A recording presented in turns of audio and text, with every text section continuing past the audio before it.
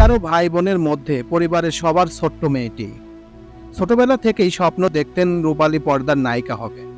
1998 সালে একদিন ভোরের আলো ফোটার আগেই ঝিনাইদহ শোলকুপা থেকে ভাইয়ের হাত ধরে পালিয়ে এলেন রাজধানীতে। মেয়ের বয়স তখন 16। অচেনা শহরে কোথায় গিয়ে উঠবেন কোনো ঠিক ঠিকানা নেই। চারপাশে অন্ধকার দেখলেও মনের মধ্যে উকি দিচ্ছিল ঝলমলে রঙিন দুনিয়া। পরের গল্পটা সিনেমার মতোই। শৈলকুপা থেকে এসে ঢাকায় সিনেমার নায়িকা হওয়ার সেই গল্প এবার আপনাদের সামনে বলা যাক। তো হ্যাঁ ভিউয়ার্স, আজকে আমার এই প্রতিবেদনে আপনাদের সামনে শেয়ার করব গ্রাম থেকে পালিয়ে এসে সেই নায়িকা ম্যাডাম ফুলির এখন কোথায়। হ্যাঁ ভিউয়ার্স, সেই বিষয়ের উপরে চমকপ্রদ কিছু তথ্য এখন আপনাদের সামনে শেয়ার করব। তো চলুন মূল প্রতিবেদনে চলে যাওয়া যাক।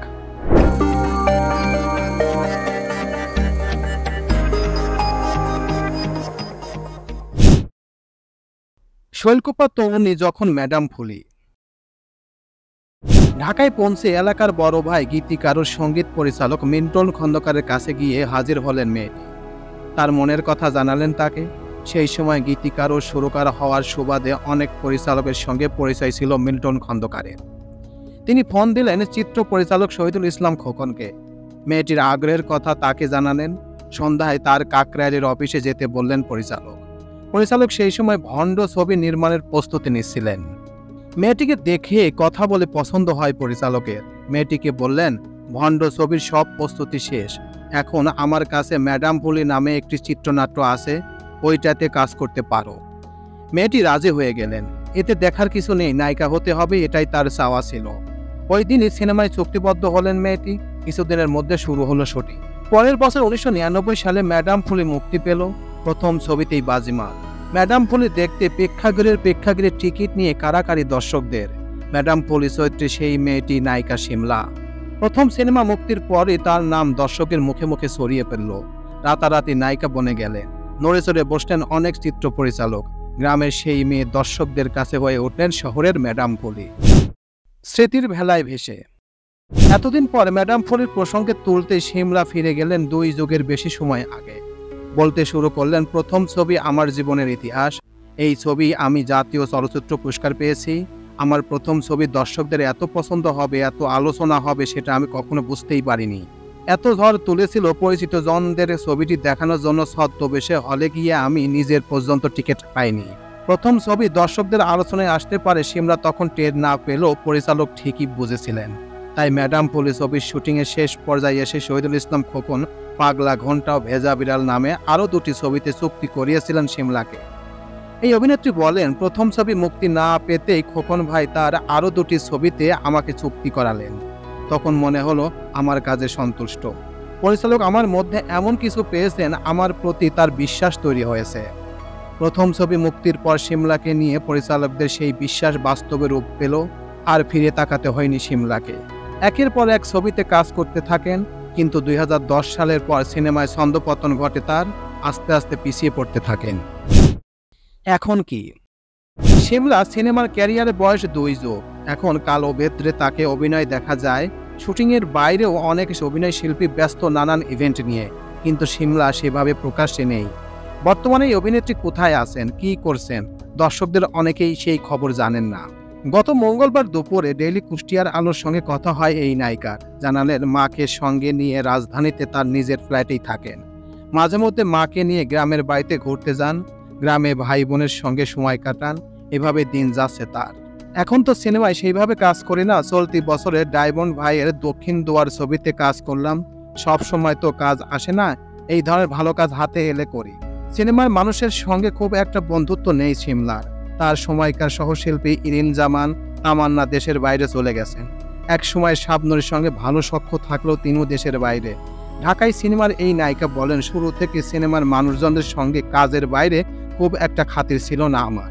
তবে মৌসুমী আপা, শাবনূর আপার সঙ্গে ভালো সম্পর্ক ছিল। তাদের বাসায় যাতায়াত ছিল। শাবনূর দেশের বাইরে যোগাযোগ নেই, এখন শুধু মৌসুমী আপার সঙ্গে যোগাযোগ আছে। মৌসুমী আপার ভক্ত আমি, তার সঙ্গে আমার 2টি সিনেমা করার সুযোগও হয়েছিল। এদিকে শিমলা জানান 2018 সালে সফর নামে একটি ভারতীয় ছবিতে কাজ করেছেন। এটি পরিচালনা করেছেন অপূর্ণ রায় চৌধুরী। তাছাড়া হিন্দি ও বাংলা ভাষায় নির্মিত হবে এমন একটি ছবির কাজে প্রস্তাব পেয়েছেন তিনি। শিমলা বলেন, সফর ছবিটি শুটিং করতে গিয়ে করোনায় আটকা পড়েছিলাম। ওই সময় মুম্বাইতে প্রায় 1 বছর থাকতে হয়েছিল। তখন রানী মুখার্জির চাচার একটি প্রোডাকশনের কাজের প্রস্তাব পাই। চিত্রনাট্য পেয়েছি, গল্পটি ভালো। গত পূজার পর শুটিং করার কথা ছিল, শুরু হয়নি। গোপনে 2018 সালে পলাশ আহমেদ নামে একজনের সঙ্গে বিয়েও হয় শিমলার। পরের বছর একটি উড়োজাহাজ ছিনতাই চেষ্টার পর কমান্ডো অভিযানে নিহত হন পলাশ, আর বিয়ে করেননি তিনি। তবে বিয়ের জন্য পাত্রের খোঁজে আছেন বলেও জানালেন শিমলা। বারবার তো ভুল করা যাবে না, এখন একটু চিন্তা ভাবনা করে বিয়েটা করতে হবে। তবে এখন আমার একটু পরিণতি স্বামী দরকার, সেই সন্ধানেই আছে আমার পরিবার। তো এই ছিল মোটামুটি আমাদের আজকের প্রতিবেদন। উপরোক্ত প্রতিবেদন থেকে আমার একটা জিনিসই বুঝলাম যে শিমলা সেই ম্যাডাম ফুলি আসলে এখন পর্যন্ত ছবিটি নাম করা। সেই শহীদুল ইসলাম খোকন পরিচালিত সেই ছবিটি এখন পর্যন্ত মানুষের মুখে মুখে। ছবিটি আমার কাছেও ভালো লেগেছিল, আমিও প্রায় 7-8 বার ছবিটি দেখেছিলাম। কারণ একটা গ্রামীণ পরিবেশে একটা গ্রামীণ মেয়ে একটা শহরের ছেলের সাথে বিয়ে হলে যা যা হয় সেটা নিয়েই এই ছবির কাহিনী ছিল। তবে আসলে একটা গ্রামের মেয়ে যখন শহরের কোনো ছেলের সাথে বিয়ে হয়, তাকে যেভাবে অবহেলা করা হয় সেটার থেকে উচিত জবাব দেওয়ার জন্য এই ম্যাডাম ফুলি ছবিটি তৈরি করা হয়েছিল। তবে এরকম ছবি আর আমি এখন পর্যন্ত দেখি নাই।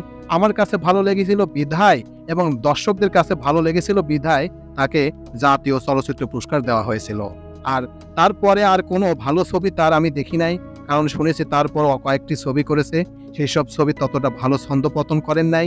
কারণ 2010 সালের পর থেকে তিনি আর ছবির জগতে নেই।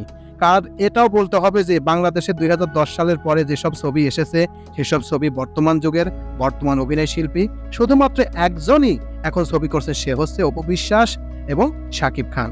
আর ম্যাক্সিমাম নায়ক নায়িকাই এখন ফ্লপ, তারা ছবি করলেও সেসব ছবি ভালো মতো চলে না।